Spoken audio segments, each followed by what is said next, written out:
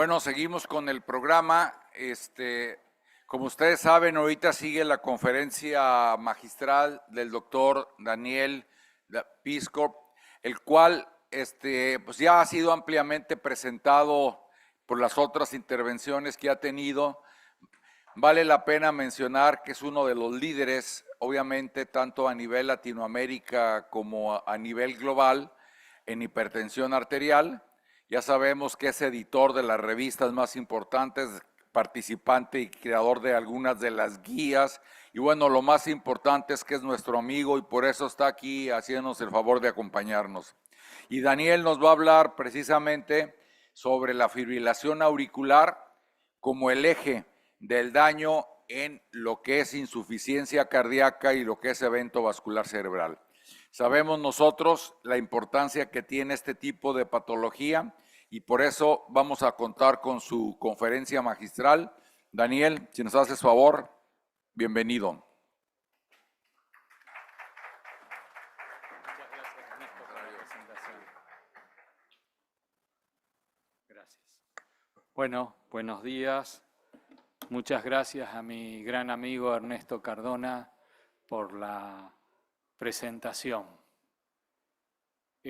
Honor con honor se corresponde y esta es mi forma de agradecer a Greta por estar presente acá. Así que muchas gracias, Greta. Ernesto ya mostró el título de mi presentación. Esto es para mostrarles la carga atribuible de insuficiencia cardíaca en pacientes que tienen cardiopatía hipertensiva. Como ven ustedes, los colores de Argentina y de México son bastante parecidos, un poco por encima de otros países del mundo, pero bastante por debajo de lo que es África y el sudeste asiático.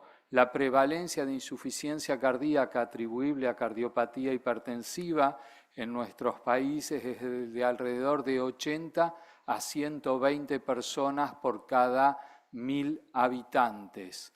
O sea que es una afección bastante frecuente. Y los días vividos con discapacidad por insuficiencia cardíaca atribuible también a la cardiopatía hipertensiva es de alrededor de 8 a 10 días por año, bastante similar en Argentina y en México, como ven que están coloreadas de igual manera. Ahora, como se estuvo hablando bastante en este congreso de Greta, en esta reunión de Greta, es una enfermedad que no evoluciona en forma aislada, sino que hoy hemos aprendido a incluirla dentro de lo que son las enfermedades metabólicas y como ven ustedes, evoluciona en etapas, en estadios, y el primer estadio quizás es el exceso de grasa corporal, pero sobre todo la adiposidad disfuncional. No solo es el exceso, sino la adiposidad disfuncional. Y esto lleva a que luego se agreguen factores de riesgo metabólicos y la enfermedad renal crónica, que hoy es un marcador de riesgo fundamental para el paciente cardiometabólico. Luego de 10 a 20 años aparece la enfermedad subclínica y como ven ustedes la enfermedad clínica es un fenómeno bastante tardío. Infarto de miocardio, ataque vascular cerebral, arteriopatía periférica e inclusive la muerte súbita. Es decir, que tenemos muchas etapas, muchos estadios previos donde podemos ayudar a prevenir esta evolución natural que lleva a la cardiopatía hipertensiva, a la cardiopatía metabólica, diabética, como quieran llamarlo.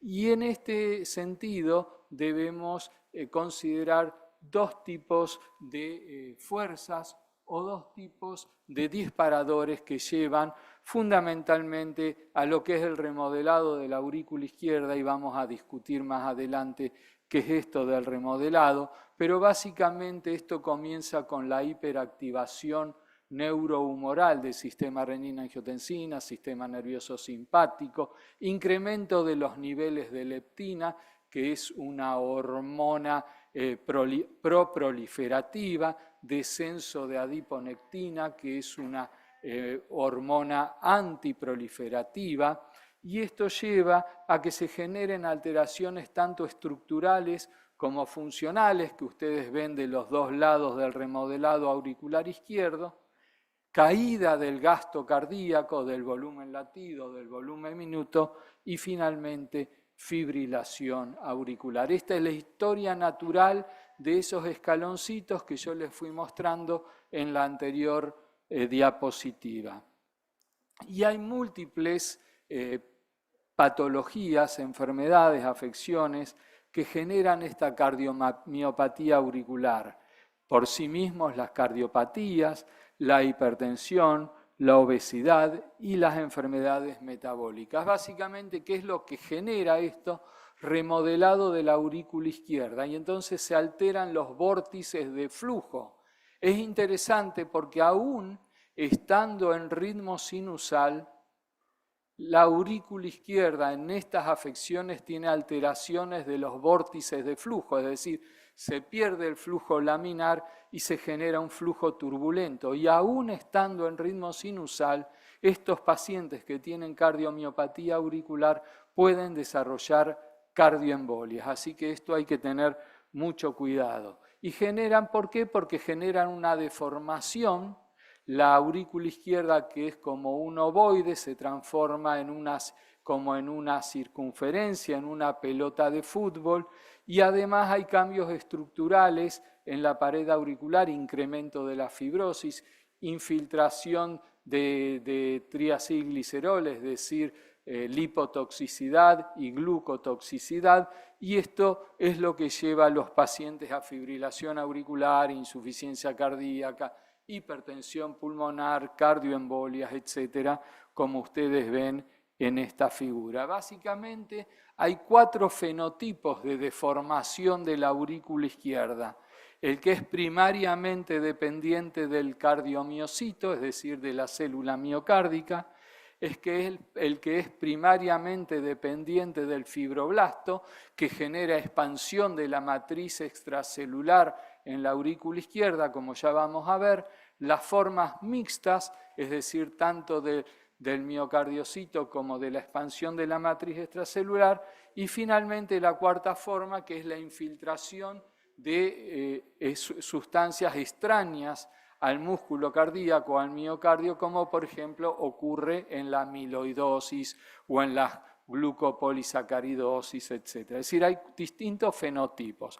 Obviamente el fenotipo de hipertensión, el fenotipo metabólico, es un fenotipo mixto. Hay alteración tanto del cardiomiocito como expansión de la matriz extracelular, que ya vamos a ver en esta diapositiva que la mostró ayer también Ernesto. Acá tenemos 2 pacientes, un paciente sano, el 1, un paciente con hipertensión arterial, el paciente 2, donde se le hace una resonancia magnética nuclear con realce tardío con gadolinio, y se ve como toda la parte posterior de la aurícula izquierda está infiltrada con esta matriz extracelular, esta expansión de la matriz extracelular.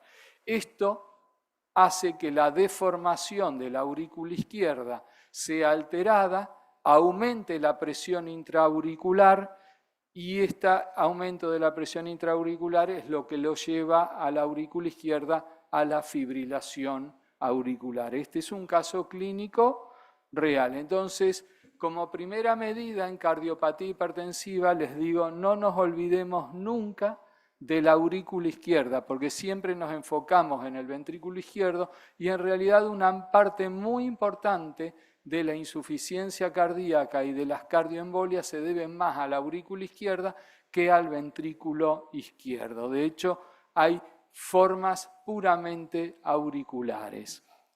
Entonces, fíjense en ese cuadro cómo se divide de acuerdo a la presencia de hipertrofia ventricular izquierda y a la presencia de dilatación auricular izquierda, y las hospitalizaciones por insuficiencia cardíaca y la mortalidad más hospitalizaciones por insuficiencia cardíaca son más frecuentes cuando hay hipertrofia ventricular izquierda y dilatación de la aurícula izquierda. Pero si la aurícula izquierda está dilatada, el riesgo de tener estos eventos es exactamente el mismo que si el paciente está hipertrófico y no tiene dilatación de la aurícula izquierda. Así que nunca nos olvidemos de la aurícula izquierda en esta enfermedad.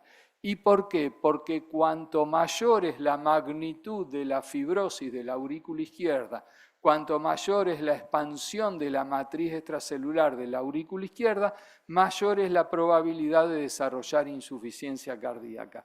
Fíjense en la tercera columna, cuando la matriz extracelular ocupa al menos el 20% de la aurícula izquierda, ya el riesgo de desarrollar nueva insuficiencia cardíaca se incrementa en un 60%. Así que démosle el valor que tiene la aurícula izquierda. Y esta diapositiva también ya la mostró Ernesto ayer, cómo podemos diagnosticar hoy en día desde nuestro consultorio la alteración incipiente de la función auricular a través de la evaluación del strain de la aurícula izquierda, que es lo que medimos básicamente la diferencia porcentual entre la fase de contracción y la fase de reservorio, es decir, el porcentaje de cambio entre la apertura de la válvula mitral y el cierre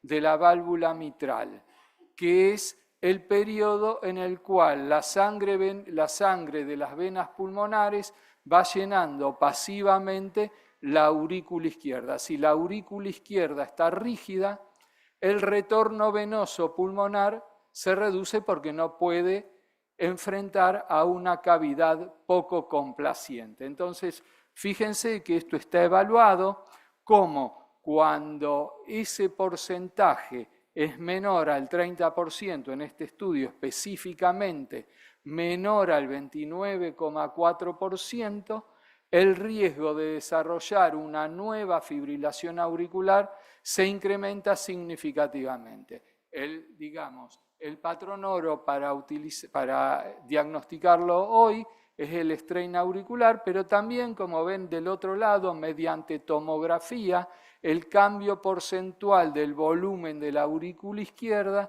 puede ser un predictor de cardioembolias y de fibrilación auricular, infarto silente y fibrilación auricular, o en realidad fibrilación auricular, infarto silente. Obviamente, la resonancia magnética requiere mucha más tecnología y es mucho menos accesible. Por eso hoy nos basamos en tratar de detectar los cuadros preclínicos en la evaluación del strain de la aurícula izquierda. Y fíjense cómo no solo la magnitud de la fibrilación auricular se relaciona con el riesgo cardioembólico y la fibrilación auricular, sino con el MACE, es decir, asociándolo a mortalidad por todas las causas, infarto de miocardio no fatal y ataques vasculares cerebrales. El grupo que tiene mayor magnitud de fibrosis auricular medida por resonancia magnética con realce tardío es el grupo que tiene más frecuentemente eventos cardiovasculares. Entonces, ¿por qué el screening de fibrilación auricular?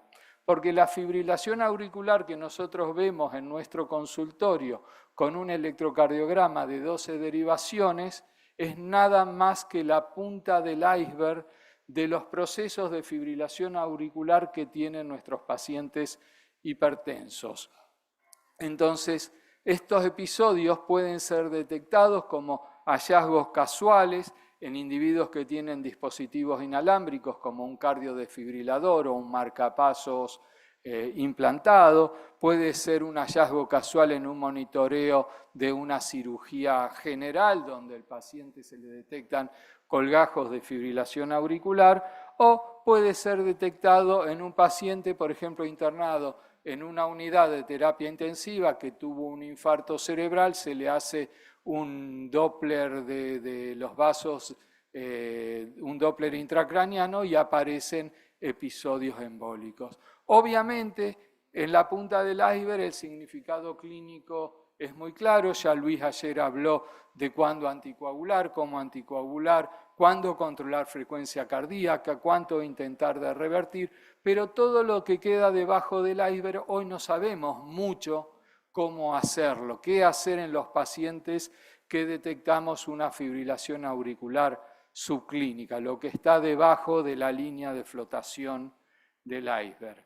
Y entonces déjenme decir, también algo de esto se habló ayer, cómo es la historia natural de la fibrilación auricular, de formas silentes hasta llegar a las formas permanentes. Y cómo cuando tenemos las formas silentes podemos evitar toda la evolución natural. Es decir, hay una predisposición genética, pero hay un remodelado de la aurícula izquierda inicial, como les mostré, ya sea relacionado con enfermedad o con factores de riesgo o con comorbilidades. El paciente empieza a hacer episodios de fibrilación auricular paroxística, pero estos episodios de fibrilación auricular paroxística, aunque el paciente vuelva a ritmo sinusal, están generando ya un remodelado de la aurícula izquierda, no solamente por la patología de base, sino por la fibrilación auricular en sí misma. Y esto es lo que lleva a que el paciente tenga primero fibrilación auricular persistente, es decir, por más de una semana,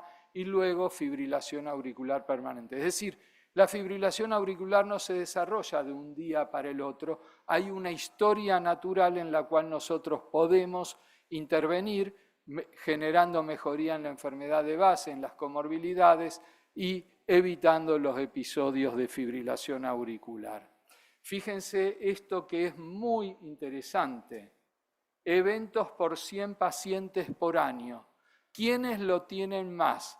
¿Los pacientes sintomáticos o los pacientes asintomáticos? Los tienen más los pacientes asintomáticos, porque el paciente sintomático en general tiene control de frecuencia cardíaca, control de ritmo o anticoagulación, o todo esto. En cambio, el paciente asintomático, cada vez que entra y sale de esos episodios de fibrilación auricular silente, incrementa muy significativamente su riesgo cardioembólico, su riesgo de tener infarto cerebral. Entonces, por eso ayer hablaba la importancia de ir a buscar los pacientes en riesgo de tener fibrilaciones auriculares subclínicas. Y fíjense que aún los que no tienen síntomas, al cabo de 3 años, comienza a reducirse significativamente la sobrevida. Es decir, que también aumenta la mortalidad el tener fibrilación auricular asintomática.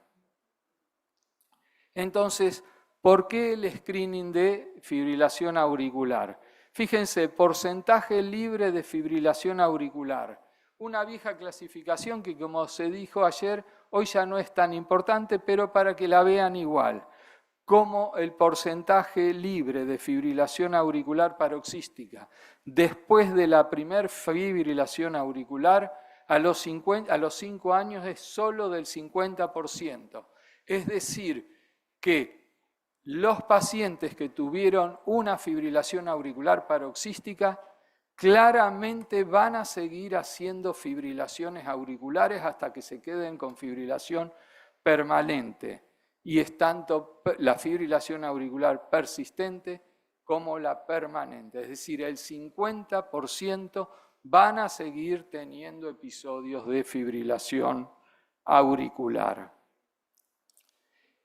Y tratar de detectarlas, ¿tiene algún beneficio? Bueno, fíjense este estudio, el estudio Stroke Stop, es un estudio sueco que se realizó en Estocolmo y en Malmö, con estos dispositivos que estuvieron viendo ayer para detectar el electrocardiograma en domicilio y se evaluaron los eventos cardiovasculares. Y fíjense cómo claramente la detección de fibrilación auricular subclínica reduce en un 24% el riesgo de ACV, es decir, de ataques vasculares cerebrales, tanto infartos cerebrales como hemorragias intraparenquimatosas, porque además de asegurar a quién hay que anticoagular, nos ayuda a no anticoagular al que no lo requiere y ponerlo en riesgo de tener un ataque vascular cerebral hemorrágico. Así que también es no solo como indicación, sino para prevenir los riesgos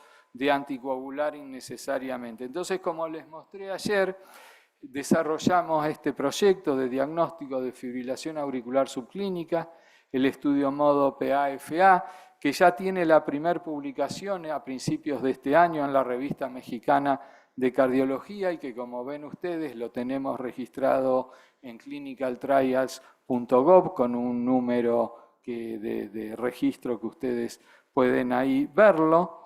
Incluimos pacientes con diagnóstico de fibrilación, para tratar de diagnosticar fibrilación auricular subclínica con moderado o alto riesgo cardiovascular. Utilizamos el dispositivo Cardia incorporado al Omron-Connect, el Complete Cardiac Mobile System, que, como ven ustedes, fue evaluado en más de 500.000 pacientes a nivel mundial y tiene una sensibilidad y especificidad muy equivalente a lo que puede hacer el médico tratante del paciente con un electrocardiograma. Estamos hablando de más del 95% de sensibilidad y especificidad. Entonces, la enfermedad cardiometabólica evoluciona en etapas, desde los desórdenes metabólicos, obesidad, diabetes, dislipemia, pasando a la aparición de mediadores circulatorios,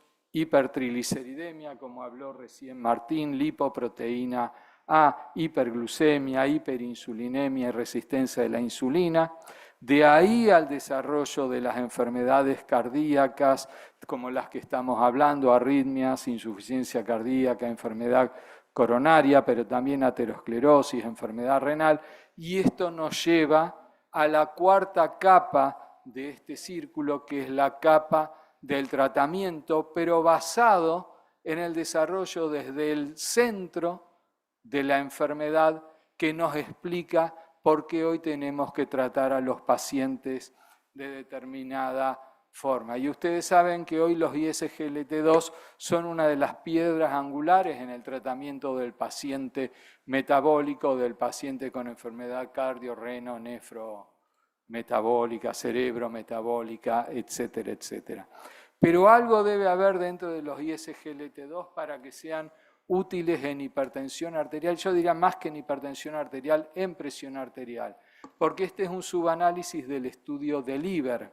En el estudio de LIVER, teniendo en cuenta que es un análisis post-hoc con todas las limitaciones que esto tiene, se dividió a los pacientes en los que tenían presión arterial controlada, presión arterial no controlada, pero insuficientemente tratados, y pacientes con hipertensión arterial no controlada y suficientemente tratados, es decir, los que son refractarios. Y fíjense que tanto por las definiciones de hipertensión de la Sociedad Internacional de Hipertensión, como por la definición de American Heart Association, American College of Cardiology, cuáles fueron los pacientes que más se beneficiaron en este estudio de pacientes con insuficiencia cardíaca con fracción de eyección preservada. Los que tenían la presión arterial no controlada comparados con los que tenían la presión arterial en metas terapéuticas. Así que este es un dato a tener en cuenta, la particularidad, utilidad de ISGLT2 en insuficiencia cardíaca con fracción de eyección preservada en sujetos que no tienen la presión arterial en metas terapéuticas. Y esto mismo se vio en otro estudio, el estudio DAPA-CKD, un estudio que incluyó pacientes que tenían un filtrado glomerular hasta 70 mililitros minuto por 1,67 metros cuadrados o una albuminuria entre 200 y 1000 miligramos por día, es decir, pacientes que vemos, yo diría que todos los días, no ya son los pacientes renales terminales. ¿Y qué es lo que se vio? Que independientemente del nivel de presión arterial, estas drogas reducen el punto final primario combinado de enfermedad renal terminal, es decir, necesidad de terapia sustitutiva, progresión de la enfermedad renal y eventos cardiovasculares. Es decir, no tengamos miedo de utilizar estos fármacos en pacientes que tienen que no tienen la presión tan alta.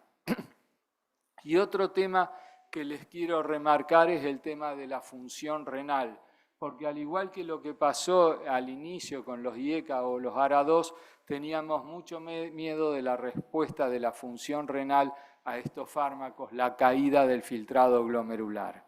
Y obviamente aquellos pacientes en los que damos un ISGLT2 y el filtrado glomerular cae, son pacientes de peor pronóstico. Comparen la incidencia, la tasa de incidencia de duplicación de creatinina, enfermedad renal terminal, muerte renal y cardiovascular, en los que empeoró la enfermedad, la función renal. Pero fíjense que aún en los que empeoró la función renal, en los que se deterioró más el filtrado glomerular, hubo una reducción de eventos significativa. Así que tampoco evitar de dar a estos pacientes ISGLT2 por temor a lo que ocurre con la función renal.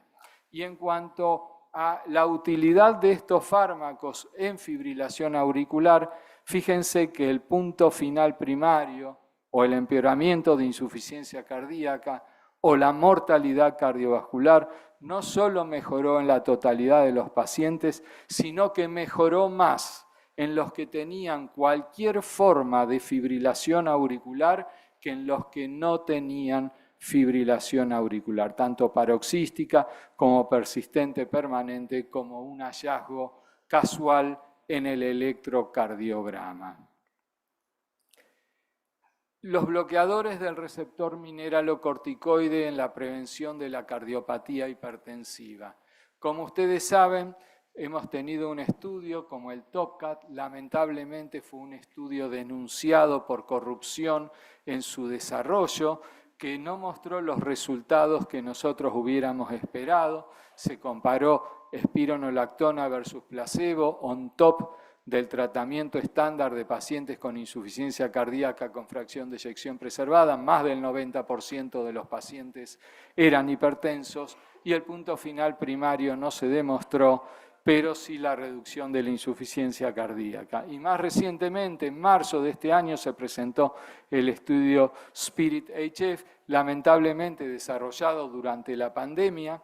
Este estudio pudo reclutar por la pandemia la mitad de los pacientes que se pensaba reclutar. Se perdió el 25% de los pacientes de seguimiento y el 50% de los puntos finales no fueron reportados. Así que lamentablemente espironolactona es una droga que no ha tenido suerte para demostrar sus beneficios en insuficiencia cardíaca con fracción de eyección preservada, pero en mi opinión tiene claramente un lugar por los que les voy a mostrar ahora.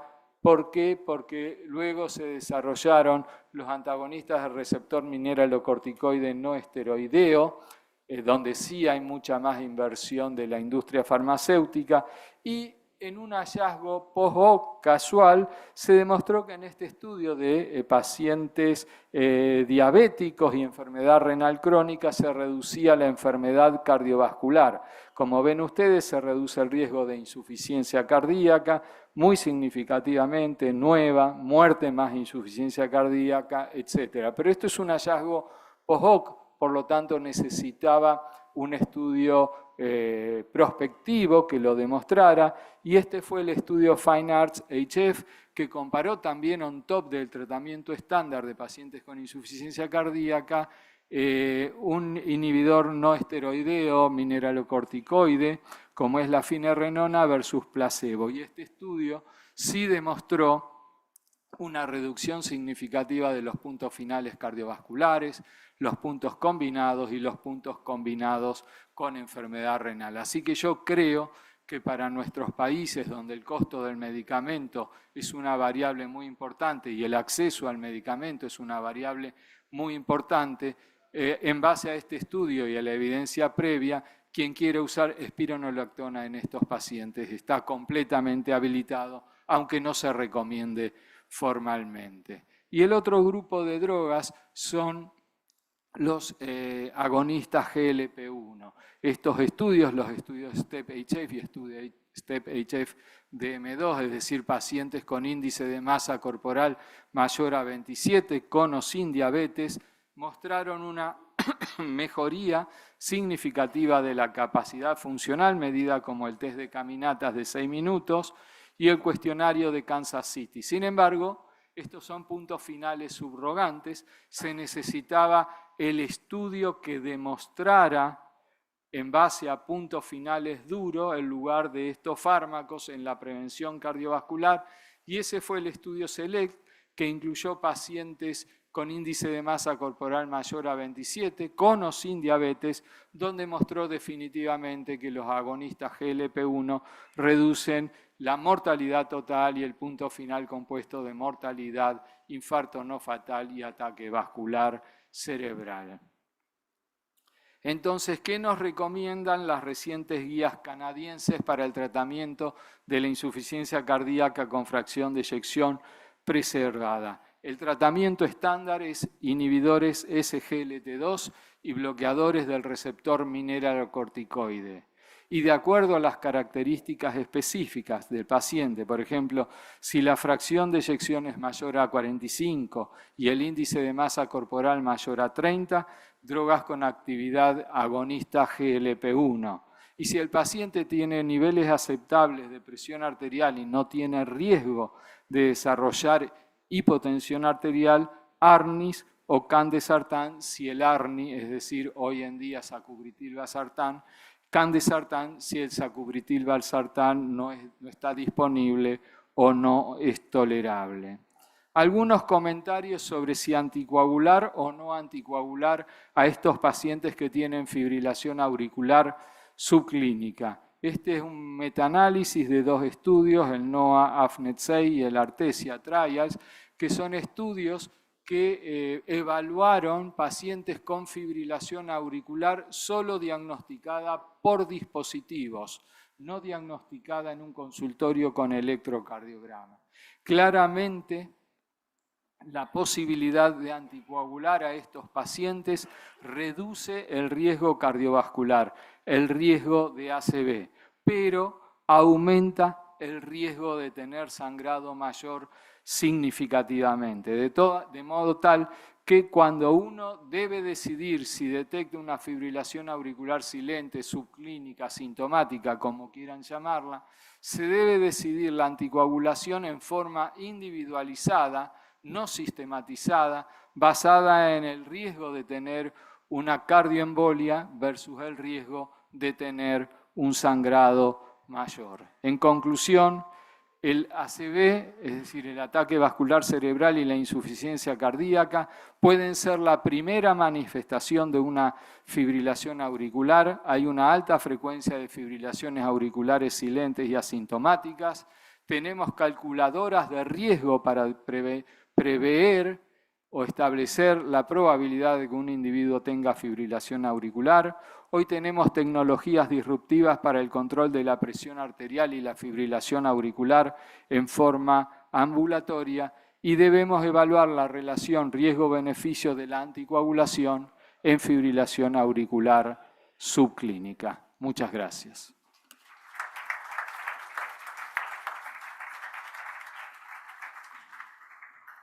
Bueno, muchas gracias, Daniel. Como ustedes ven, el expertise es manifiesto y obviamente nos ha dejado las pautas para poder nosotros diagnosticar y tratar adecuadamente y sobre todo tratar de detectar a aquellos pacientes en alto riesgo de desarrollar fibrilación auricular para evitar que la desarrollen y tengan sus complicaciones. Como siempre, Daniel, muchas gracias y como es una conferencia magistral, no hay preguntas y le cedo la palabra.